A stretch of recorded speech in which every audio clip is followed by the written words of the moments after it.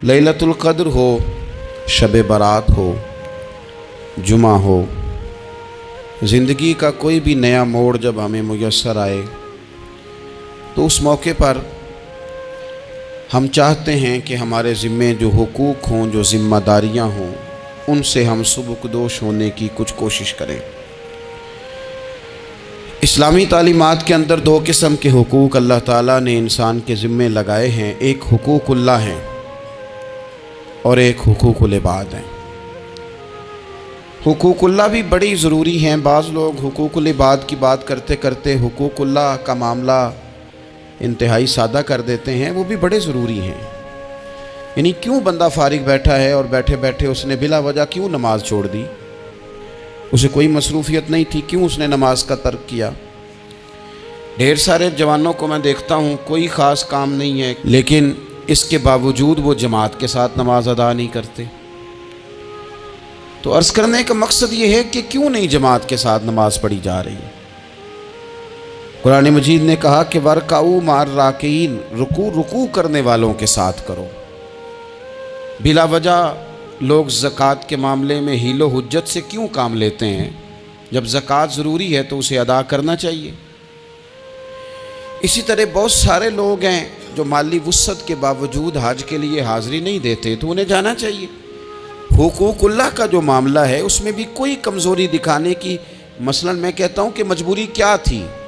सहरी के लिए रमज़ान शरीफ में जिन लोगों को उठना होता है वो उठते हैं कि नहीं उठते?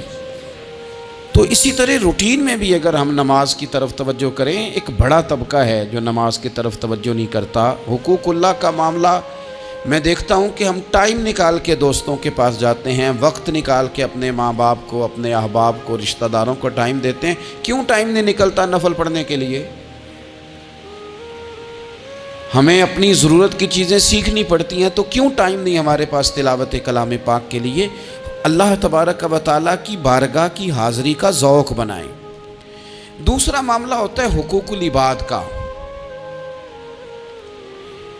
ये शरीयत इस्लामिया में इंतहाई नाजुक मसला है। इंसान मुआशरती तौर पर बहुत सारे लोगों से वक्त गुजारता है, उठता बैठता है। कुछ लोग ऐसे होते हैं जिनके हुकूक उसके ज़िम्मा ज़्यादा होते हैं, कुछ के कम होते हैं। जैसे माँ बाप के हुकूक ज़्यादा हैं, निस्बतन चचा के मामू के हुकूक उससे कम हैं। निस्बतन असातिज़ा के मशाइख के हुकूक उस दर्जे के नहीं जिस दर्जे के माँ बाप के हुकूक हैं। हमारे यहाँ बहन भाइयों के हुकूक निस्बतन ज़्यादा होते हैं, दोस्त अहबाब के हुकूक उससे कम होते हैं। लेकिन बहरहाल एक दूसरे का हक़ हमारे ज़िम्मे आता है। अच्छा, फिर अल्लाह ताला ने अपने फ़ज़ल से एक तकसीम बनाई है कि किसी को फैक्ट्री का मालिक बना दिया है, किसी को मज़दूर बना दिया, किसी को इदारे का प्रिंसिपल बना दिया है, किसी को उस्ताद बना दिया है, किसी को अल्लाह तबारक व तआला ने किसी मकाम पे मैनेजर बनाया है और किसी को उसी इदारे में चौकीदार बनाया। ये तकसीम हो गई। अब उसमें नज़ाकत पैदा हो जाती है कि जो मालिक है उसने ज़्यादा ख्याल रखना है मज़दूर का, अपने वर्कर का, अपने मुलाजिम का, चौकीदार का, उसने ज़्यादा ख्याल रखना है। होता ये है कि हम जितने ज़्यादा बड़े होते जाते हैं उतने ज़्यादा आराम पसंद होते जाते हैं। हमारा ये ख्याल होता है कि हक़ तो सिर्फ मुलाजिम का है कि वो हमारा ख्याल रखे, हक़ तो सिर्फ मुरीद का है वो पीर साहब के लिए हर तरह का अदब बजा लाए, हक़ तो सिर्फ शागिर्द का है।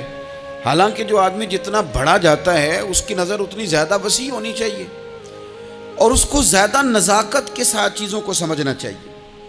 अगर आपका दावा है कि मुझे अल्लाह ने बड़ाई दी है और मैं कुछ लोगों पर अल्लाह ने मुझे हाकिम बनाया है, तो फिर ज़्यादा इंसान के दिल में, ज़हन में वुसअत होनी चाहिए और ज़्यादा बारीकी। चलें, ये ज़्यादा ज़रूरी नहीं कि आप सब लोगों को मुतमईन कर सकें, इत्मीनान उनके दिलों को पहुंचाना ये ज़रूरी नहीं, चूँकि डिमांड मुख्तलिफ होती है ना हर आदमी की। लेकिन ज़्यादा ज़रूरी ये है कि आपके ज़िम्मे जो ज़िम्मेदारियाँ थीं, आपके तहत रहने वाले लोगों की, औलाद की, शागिर्दों की, इरादतमंदों की, अहबाब की, मुलाजिमीन की, वो आपने किस हद तक पूरी की?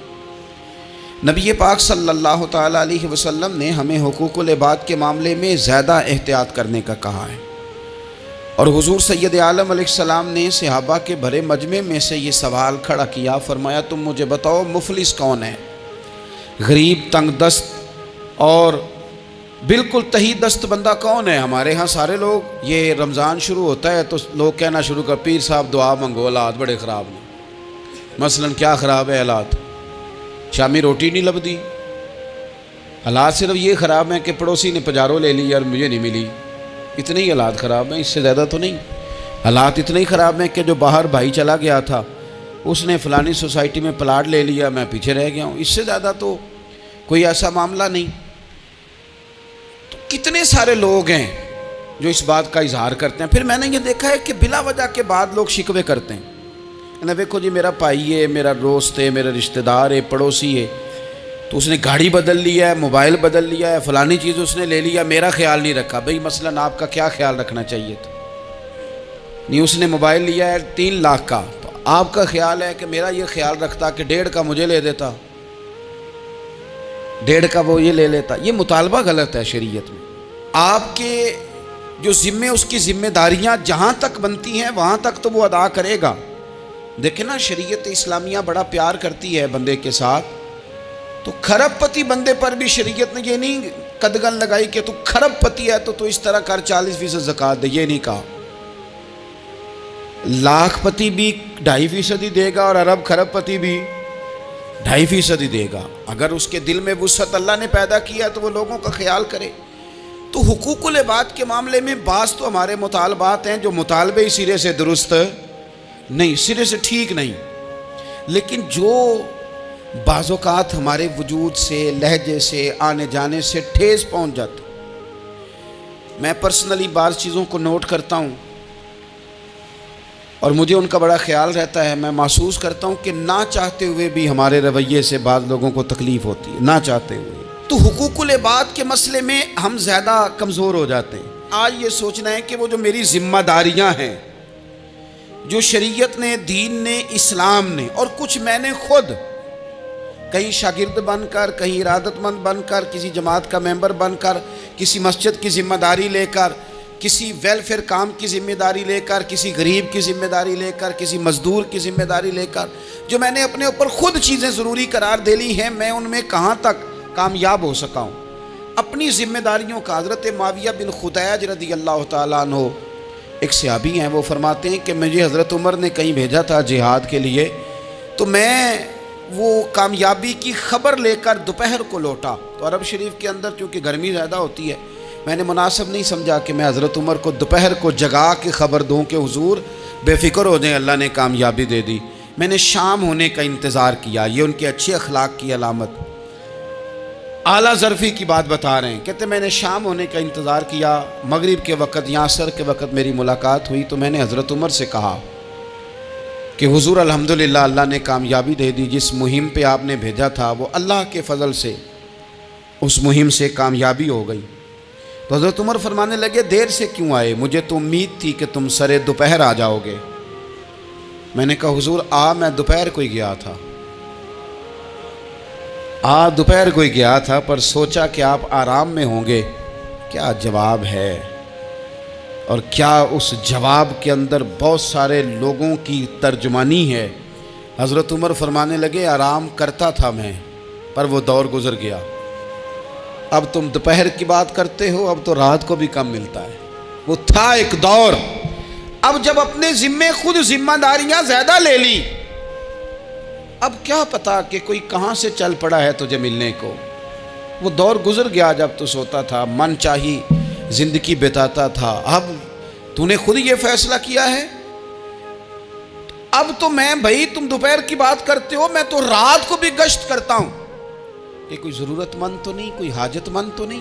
تو جو ہمارے ذمہ داریاں ہیں ان میں نازک حد تک امام بہقی روایت لائے ہیں، ایک صحابی تھے جو حضور کو ہنسایا کرتے تھے، حضور کو ہنساتے تھے، نبی پاک کو بڑے پیارے تھے۔ اس طرح کے بھی کچھ بندے ہونے چاہیے، اس طرح کے بھی کچھ بندے۔ صحابہ کرام علیہم رضوان فرماتے ہیں جب حضور غم امت میں پریشان ہوتے تھے تو ہم منتظر ہوتے تھے کہ کبھی وہ ہنسانے والا آج آ جائے نا، 2-4 باتیں ایسی کر جائے نا ہنسانے والی، تو معاملہ ٹھیک ہو جائے۔ کچھ لوگ ایسے ہوتے ہیں جن کو دیکھ کے ہی چہرے پر تازگی آ جاتی ہے، مثل تعویذ ہوتے ہیں نا کچھ لوگ، وہ جب بھی ملتے ہیں شفا ہوتی ہے۔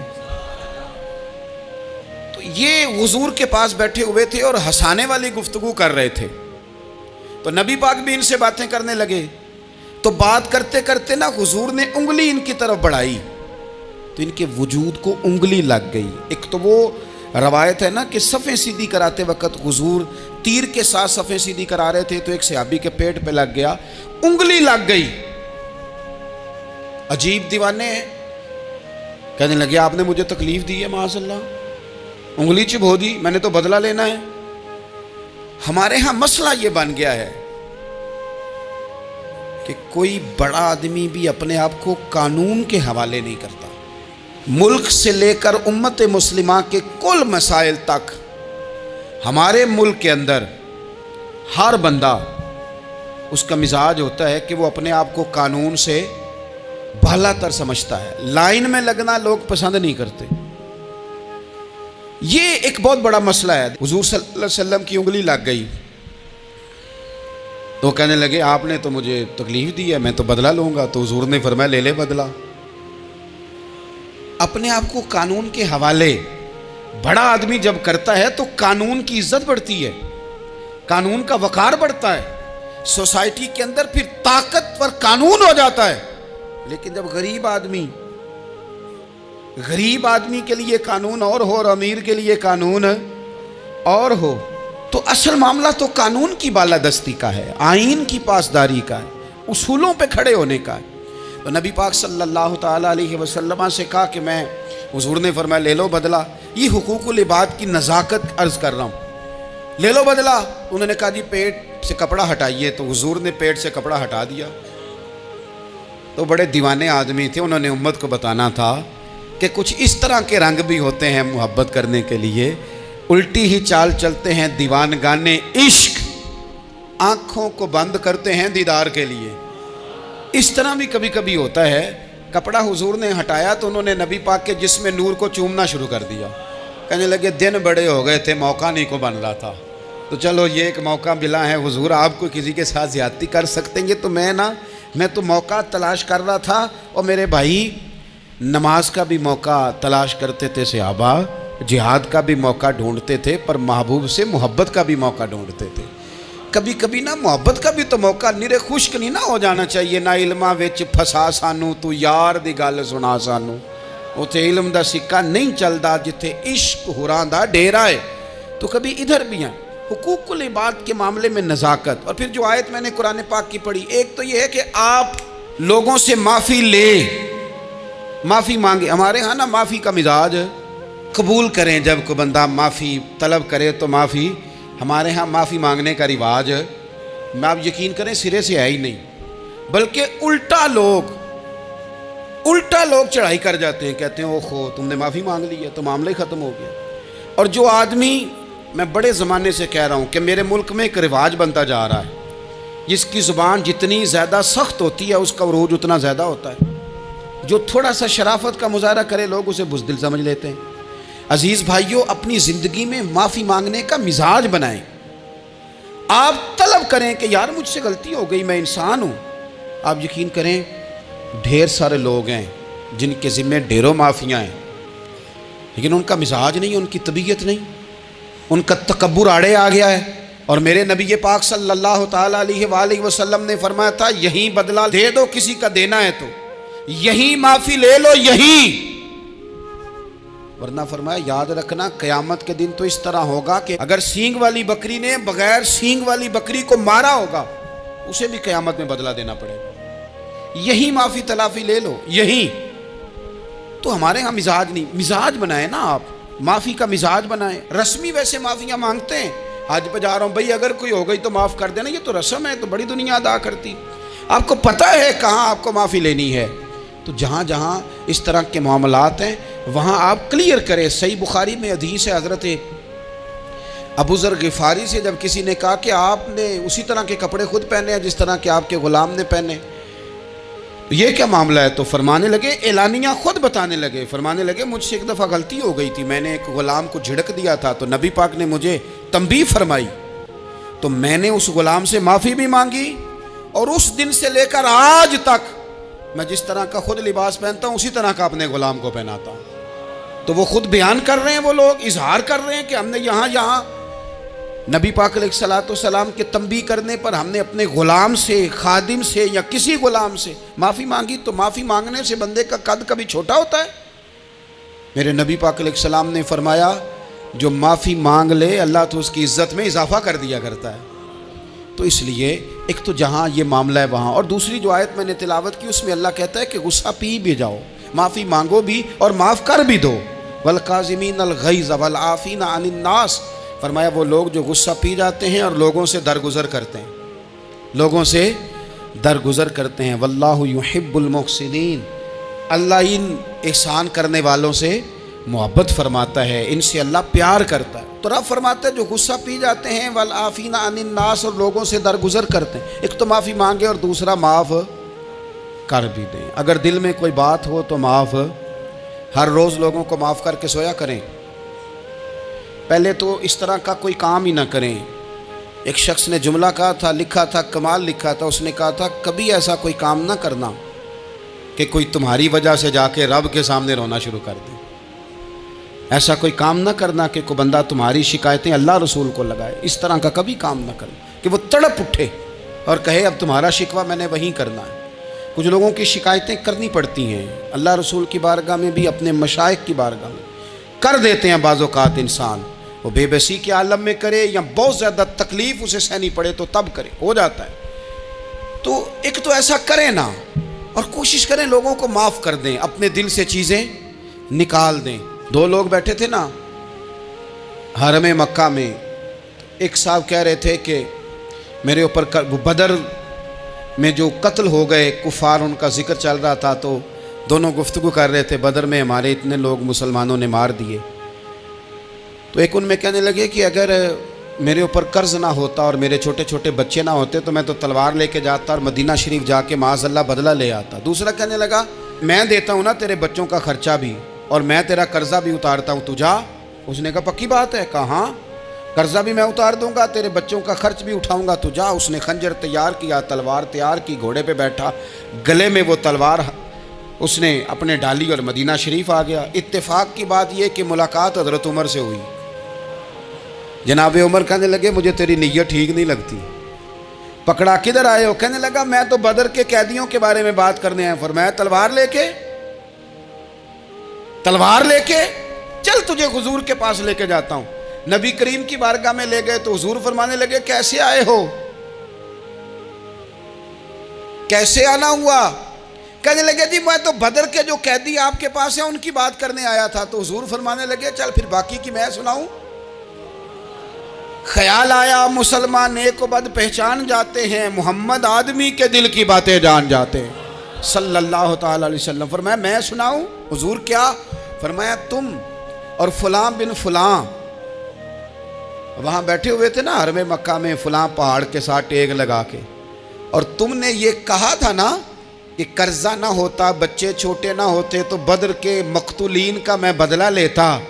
یہ سارا کچھ طے کر کے پھر آئے ہو تلوار لے کے، اور یہاں کہتے ہو میں قیدیوں کے بارے میں بات کرنے آیا تھا۔ اس کے تو پسینے چھوٹ گئے، وہ تو بے حال ہو گیا۔ اس نے کہا اس کا تو سوائے اس کے اور میرے کسی کو نہیں پتا، اگر آپ کو پتا چل گیا ہے تو پھر آپ اللہ کے سچے رسول ہیں۔ تو حضور اگر آپ کو پتا چل گیا ہے کہ میں قتل کرنے کے ارادے سے آیا ہوں، میں معاذ اللہ بدلہ لینے آیا ہوں، اللہ کرے آپ کو سمجھ آئے میری بات کی۔ یعنی ایک تو یہ ہے کہ بندہ وہ پکڑا گیا ہے، اور ایک یہ کہ کسی کو پتا چل گیا ہے کہ یہ اس کام آیا ہے۔ پھر لوگ جب معافی دیتے ہیں تو بڑی کہانیاں سنا کے دیتے ہیں، ایسے نہیں دیتے۔ حضور اب آپ کو پتا چل گیا ہے تو کیا کریں گے؟ تو حضور فرمانے لگے تو بتانا تیرے ساتھ کیا کریں۔ اس نے کہا کہ میں نے سنا ہے آپ معاف بڑا کر دیتے ہیں۔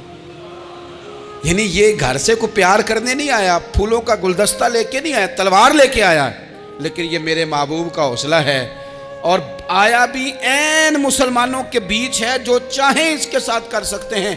اس نے کہا معاف کر دیں، تو حضور نے فرمایا جا میں نے معاف کیا۔ حضور نے معاف کیا۔ وہ کہتا حضور معاف کر رہے تھے اور رب میرے دل میں ایمان کو تازگی عطا فرما رہا تھا۔ حضور نے معاف کیا اور میں نے کلمہ پڑھنا شروع کر دیا۔ ہم معافی نہیں دیتے، کبھی کبھی صلح تو کر لیتے ہیں، صلح ہو جاتی ہے، پنچایت میں صلح ہو گئی، پھر لڑائی ہوئی، پھر بات شروع سے شروع ہو گئی کیونکہ ہم نے معافی، پھر وہ بات شروع ہو گئی 1955 سے، تو وہ بھی آکھیا سی، تو ایویں کیتا سی، وہ بننے والی گل یاد ہی، او بس کر یار، کچھ بھولیں بھی تو۔ بچے پتہ کیوں خوش رہتے ہیں؟ آپ کو پتہ ہے بچے کیوں خوش رہتے ہیں؟ بچوں کو بات بھول جاتی ہے، اس لیے بچے، اماں نے ادھر 2 تھپڑ مارے 3-4 منٹ پہلے، اور اگلے 5 منٹ میں اماں نے پھر ماتھے کا بوسہ لیا تو بھول گئی بات۔ اللہ کرے کوئی تھوڑے تھوڑے بچے بھی بن جائیں، یہ جو بہتے سیانے ہیں نا، ان کا بھی اللہ ہی حافظ ہے، عقل زیادہ آ گئی ہے نا، اس لیے اقبال جیسے لوگوں نے کہا تھا، خیرت کی گتھیاں سلجھا چکا ہوں، یا رب مجھے صاحب جنوں کر دے، صاحب جنوں کر دے، صاحب اللہ کوئی تھوڑا سا مجھے مجنون بھی بنا، یہ زیادہ عقل تو کسی کام کی رہی نہیں، پاگل کر دی، پاگل کر دی۔ بہت سارے لوگ ایسے ہیں زیادہ سمجھدار ہوتے ہیں، لہذا معافی دینے کو تیار، معافی دیں، جب کوئی معافی کا مطالبہ کرے تو اسے معافی۔ سب سے مشکل کام ہوتا ہے لمبی لسٹ والے دشمن کو معاف کرنا، لسٹ جس کی لمبی ہو نا غلطیوں کی، ایک آدھ غلطی تو معافی ہو جاتی ہے، کچھ لوگوں کی لسٹ بھی بڑے کچھ عادی مجرم بھی ہوتے ہیں، لسٹ لمبی ہوتی ہے، ان کو معافی دینا بھی تھوڑا سا مشکل ہوتا ہے، لیکن کمال بھی یہ ہے کہ جس کی لسٹ لمبی ہو اسے یک جنبش قلم بندہ معاف کر دے، کو چھٹی ہو گئی، جا تجھے معاف کیا۔ اور یہ ہمیں کیوں کرنا چاہیے کہ میرا رب بھی ایسے کرتا ہے، میرا رب بھی ایسے، وہ گنواتا تو نہیں نا، یہ بھی کیا، یہ بھی کیا، یہ بھی کیا۔ حضور فرماتے ہیں، ذرا سننا حدیث، حضور فرماتے ہیں کچھ لوگوں پہ اللہ کرم کی چادر ڈال کے نا قیامت والے دن، یہاں بھی اس نے پردہ رکھا تھا تو وہاں بھی کرم کی چادر ان پہ ڈلے گی، تو اللہ فرمائے گا یہ گناہ کیے تو چھوٹے چھوٹے گناہ اس کے گنوائے جائیں گے، یہ ورد، اب وہ ڈرے گا، چونکہ پتہ تے سارا ہے نا سردار نو کیتیاں دا، اب وہ ڈرے گا، چھوٹے چھوٹے گناہ اس کے گنو، تو اس کا خیال ہے بڑے بڑے بھی نہ سامنے آ جائیں، چھوٹی چھوٹی غلطیاں اس کی گنوائی جا رہی ہیں، جو ڈر رہا ہے، کانپ رہا ہے، قربان جائیں نبی پاک کے لفظوں پہ۔ کچھ گلاں اجیاں نے قرآن پاک اجیاں نے، یہ نا میری دادی کہا کرتی تھی، میری اماں کہا کرتی تھی، اے کچھ کام اجائے نے، کچھ گلاں اجیاں نے کہ اتنے دل کردہ ہے صفحہ بند ہو جانا ہے تو معافی ہو جانی ہے، یعنی ختم ہے یہ بات، اس سے آگے کسی نے سوال پوچھنا ہی نہیں۔ چھوٹے چھوٹے گناہوں کا اللہ تذکرہ فرمائیں، یہ کیا، یہ کیا، یہ کیا، یا اللہ ہو گیا، اب بندہ ڈر رہا ہے کہ بڑے بڑے بھی سامنے آ جائیں گے، لیکن چھوٹے گناہوں پہ ہی فل سٹاپ لگا کے نا، تو رب فرمائے گا یہ جو تیرے گناہ ہیں نا، اس کے بدلے تجھے نیکیاں دی جا رہی ہیں، تو نے سچی توبہ کی تھی تو ان گناہوں کو بدل کے نیکیاں بنایا جا رہی ہیں۔ پہلے ڈر رہا تھا، حضور فرماتے ہیں، اب فٹافٹ بول پڑا، کہنے لگا یا اللہ میں نے تو بڑے بڑے بھی کیے ہیں، یعنی اگر چھوٹوں کی نیکیاں بن گئی ہے تو وہ پاپ کدھر ہیں، بڑے بڑے وہ میرے کدھر ہیں۔ کریم یہ بات کر رہے ہیں اور صحابہ رو رہے ہیں، میں نے تو بڑے بڑے بھی کیے ہیں، بڑے بڑے کدھر ہیں۔ اللہ تعالیٰ بندوں کو معاف فرماتا ہے، رب اپنے بندوں کو وہ معاف کرتا ہے۔ اگر اللہ معاف نہ کرے